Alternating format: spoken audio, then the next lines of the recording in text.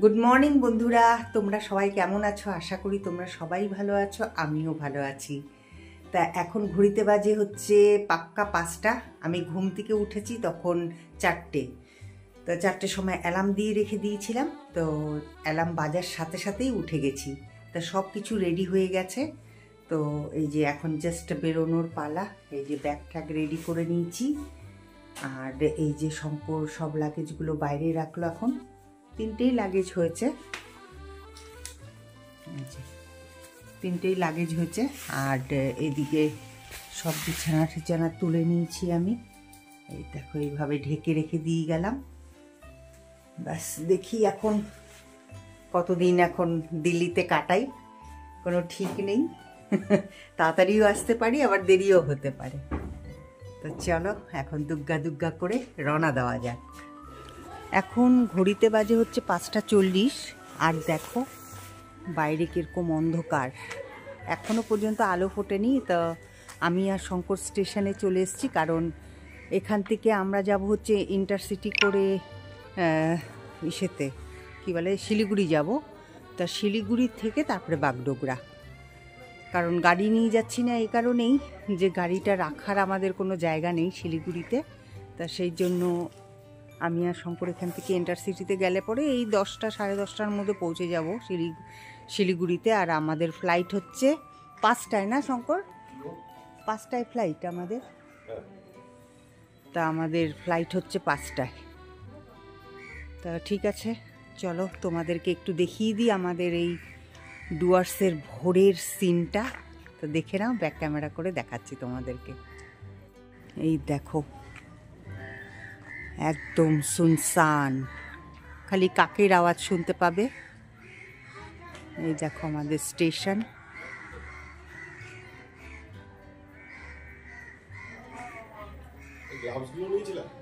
হ্যাঁ নিয়েছিলাম।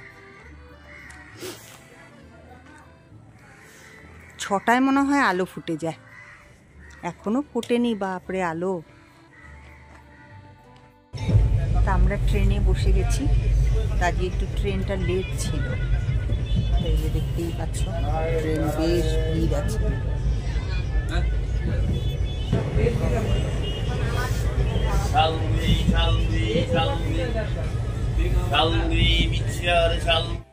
ট্রেনে উঠলেই টুকটাক কিছু খেতে ইচ্ছে করে, তা ঝালমুড়ি নিয়ে নিলাম, কারণ সকালবেলায় তো আমরা সেরকম কিছুই খেয়ে বেরোইনি। আর ঝালমুড়ির পরেই তো একটুখানি চা বা কফি খেতে ইচ্ছে করে। তা শঙ্কর কফিটা নিয়ে নিল, কফিটা কিন্তু বেশ ভালো খেলাম। আর এদিকে দেখো কি সুন্দর চা বাগান। ডুয়ার্স মানেই তো চা বাগান আর চা বাগান, তাই না? তা এরকম চা বাগান দেখে আমি ভাবলাম যে না, একটু সকাল সকাল একটু ভিডিওই করে ফেলি। তবে এই ভিডিওটা আমি শঙ্করকে দিয়ে করিয়েছি, কারণ শঙ্কর এই পাশটায় বসেছিল বলে। তা দেখো কি সুন্দর চা বাগানটা। আর এই যে উঠেছিল হচ্ছে লজেন্স, আর এই লজেন্সগুলো মেহেন্দির কথা মনে করেই নিয়ে নিলাম। আর এই যে কুটকুটে বাচ্চাটাকে দেখো কি সুন্দর দেখতে, তাই না? কিউট, তাই ভিডিও করলাম। আর এটা হচ্ছে চালসার ফরেস্ট, দেখো কত ঘন ফরেস্ট। তা একবার আমি শিলিগুড়ি থেকে যখন ফিরছিলাম হ্যামিল্টনগঞ্জে, তা এখানে আমি বাইসন দেখতে পেয়েছিলাম। মানে বাইসনের কি সেই হুঙ্কার, সেই হুঙ্কারেই মানে আমি বুঝতে পারলাম যে ওটা গরু না, ওটা বাইসন। তা শঙ্কর বলল যে দেখলে বাইসনটাকে? তখন আমি বললাম যে হ্যাঁ, তাহলে তো আমি ঠিকই মনে করেছি যে ওটা বাইসন। কারণ চালসার এই ফরেস্টে না অনেক ধরনের মানে জন্তু জানোয়ার দেখতে পাওয়া যায়। দেখো কতটা ঘন এই জঙ্গলটা। তো দেখতে দেখতে চালসার স্টেশনে চলে এসছে। তবে চালসার স্টেশনটা এই দিকটা ফাঁকা দেখছো, তবে আমার বিপরীত দিকে ওদিকটাই কিন্তু মেন মানে স্টেশনটা, ওদিকেই সব লোকজন ওঠে। তা গাড়িটা তো ওই দিকটাই দাঁড়িয়েছে, তবে এই দিকটাই ফাঁকা। আর দেখো চালসার পরেই হচ্ছে মালবাজার। তা শঙ্কর নিয়ে নিল হচ্ছে সিঙ্গারা। ভেবেছিলাম খাবো না, কিন্তু আর লোভ সামলাতে পারলাম না। এই দেখো বেশি না, 3টেই নিয়েছিল, একটা শঙ্কর খেলো আর একটা খেলাম আমি। আর এই দেখো কত বিশাল বড় নদী। তবে এই নদীটার আমি নাম জানি না, হবে তো একটা কিছু। তিস্তা বা তোরসা যাই হোক।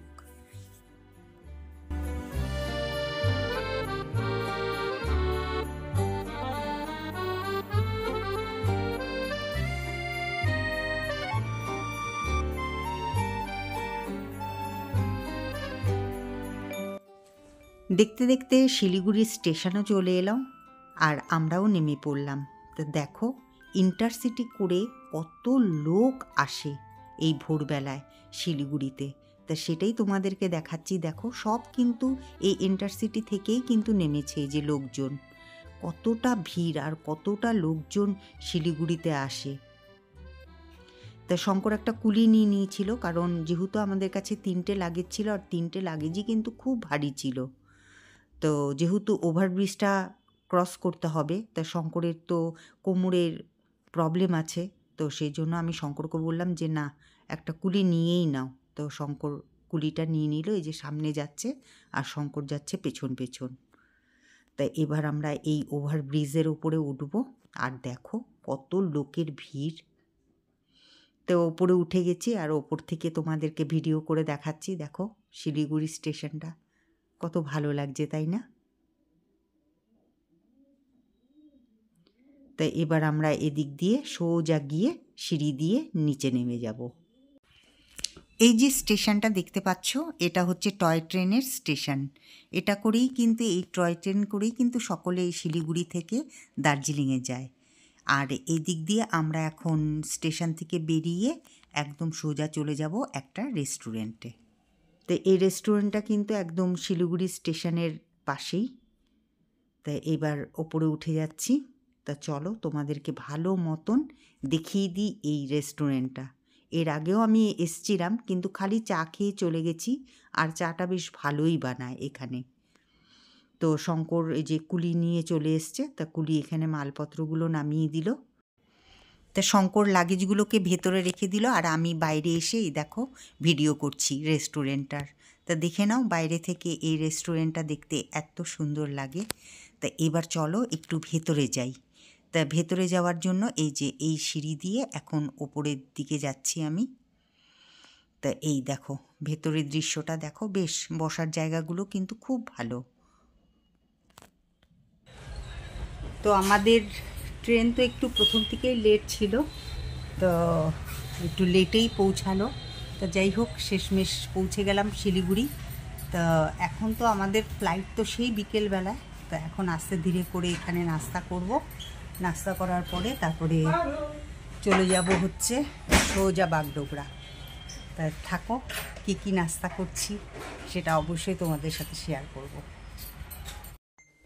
শঙ্কর প্রথমেই অর্ডার দিয়ে দিল হচ্ছে চায়ের।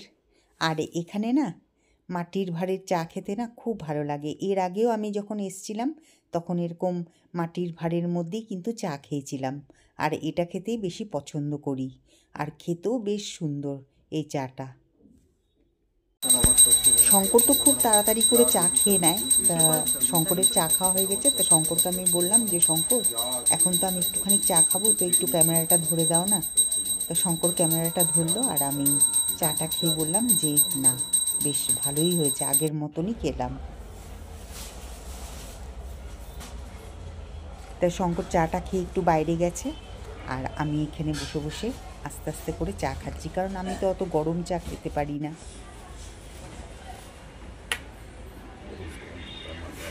এটা হচ্ছে আলুর পরোটা শঙ্কর নিয়েছে, আর সাথে দিয়েছে হচ্ছে আচার, আর এখানে আছে হচ্ছে টক দই। তাই এই আলুর পরোটা দিয়ে, এই আচার দিয়ে আর দই দিয়ে শঙ্কর খাবে। কেমন শঙ্কর খেতে? আর আমি নিয়েছি মশলা ধোসা। তো এখানে যে হোয়াইট চাটনিটা আছে, আর এখানে আছে হচ্ছে সাম্বার। ও আমাকে আবার আলুর পরোটাও দিল শঙ্কর। তো একটু টেস্ট করে দেখি, তারপরে তোমাদের বলি।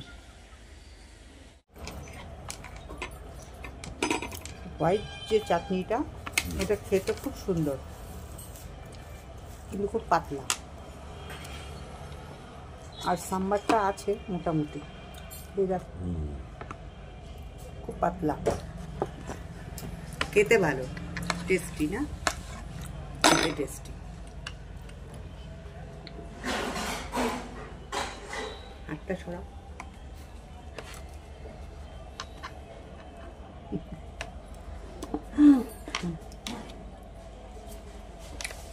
পরোটাটা খেতে ভালো। হ্যাঁ খাও না।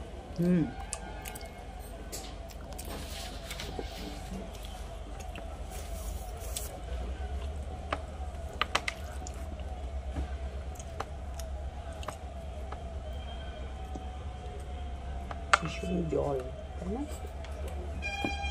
জল জল।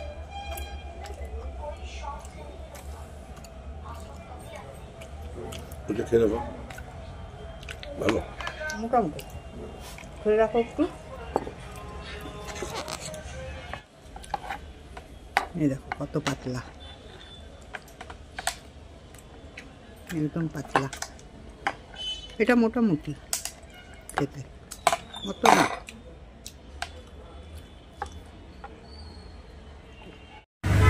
তা আমরা রেস্টুরেন্টে খাওয়া দাওয়া শেষ করে, মানে ব্রেকফাস্ট শেষ করে এখন আমি আর শুকুর দুজনেই যাচ্ছি হচ্ছে বাগডোগরা। তা চলো একটুখানি শিলিগুড়ি শহরটাও তোমরা দেখে নাও। চলো তোমাদের সাথে একটু শিলিগুড়ি শহরটা শেয়ার করি।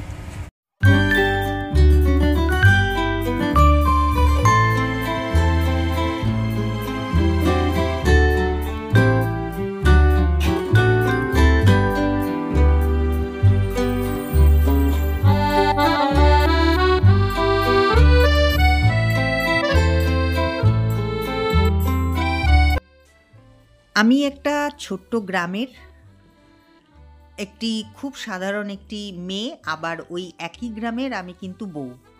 সুতরাং আমার এই শহরের মানে এই কোলাহল ঝড় ঝঞ্ঝাট একদম পছন্দ না। যার জন্য কি বলো তো, শিলিগুড়ির এত মানে গাড়ি ঘোড়া চারিদিকে, যেদিকেই তাকাচ্ছি সেদিকেই দেখছি যে গাড়ি ঘোড়া। তো এইগুলোকে কাটিয়ে উঠতে উঠতেই মানে অনেকটা সময় আমাদের পেরিয়ে গেছে। তো এই যে শিলিগুড়ি থেকে যে বাগডোগরা যে আমরা জার্নিটা করলাম, এত জ্যাম রাস্তার কি বলবো তোমাদেরকে। আর এদিকে দেখতে পাচ্ছ শঙ্কর মানে খুব টায়ার্ড হয়ে পড়েছিল, কারণ কি 4টের সময় তো উঠেছে, যার জন্য ওর একটু চোখ লেগে এসেছিলো।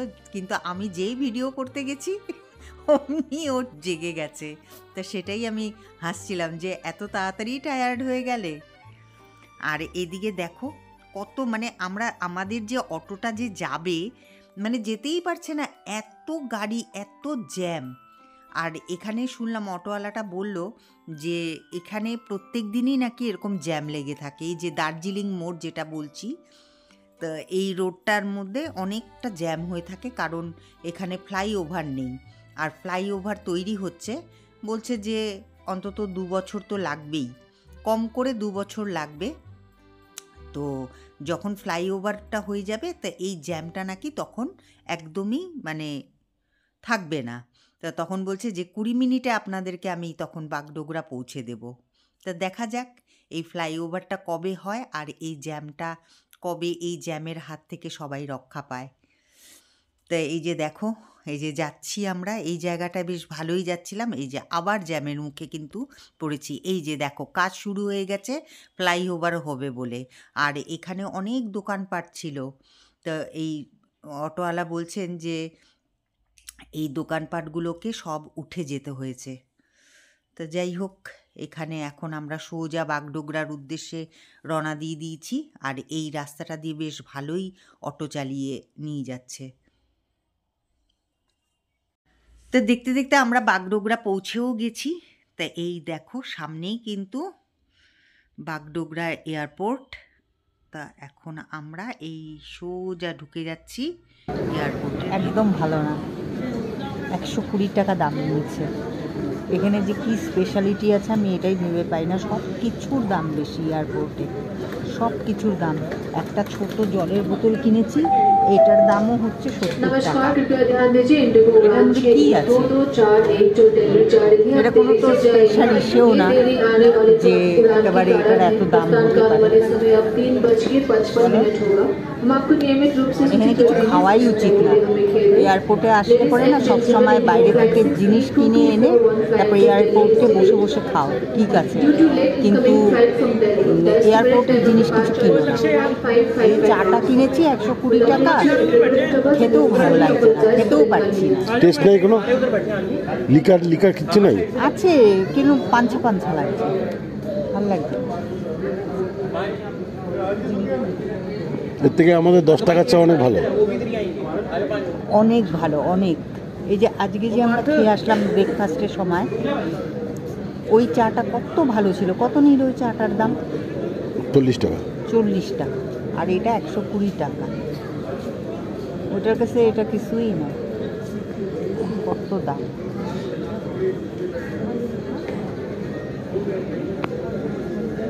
তা আমরা এখন এয়ারপোর্টে বসে আছি। তা আমাদের তো ফ্লাইট অনেক দেরিতে, তো শঙ্কর এখন এখানে বসে বসে চা খাচ্ছে। 120 টাকার চা।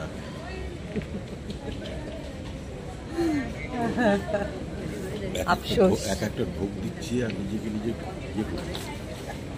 কেউ উচিত নেই।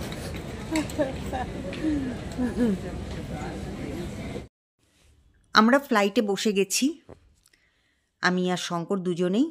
তো এখনও কিন্তু টেক অফ হয়নি। তা এখন সবাই যে যার সিটে বসে গেছে, আর কিছুক্ষণ বাদেই টেক অফ হবে।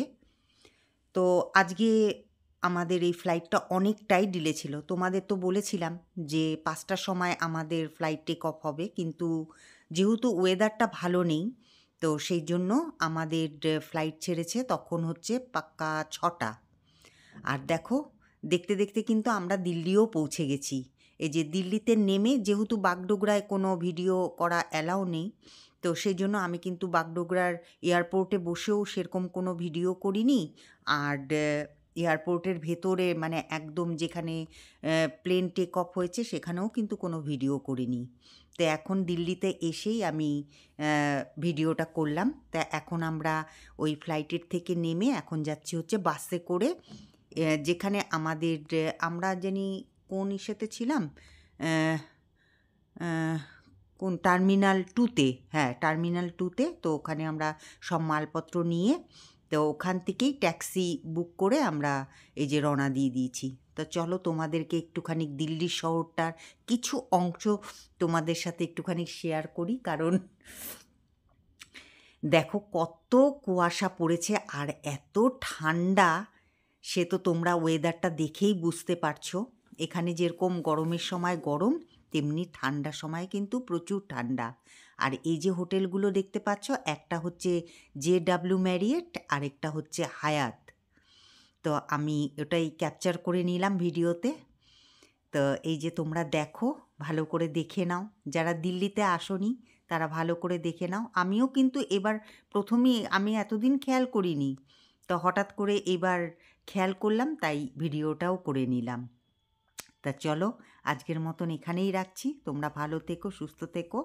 Good night.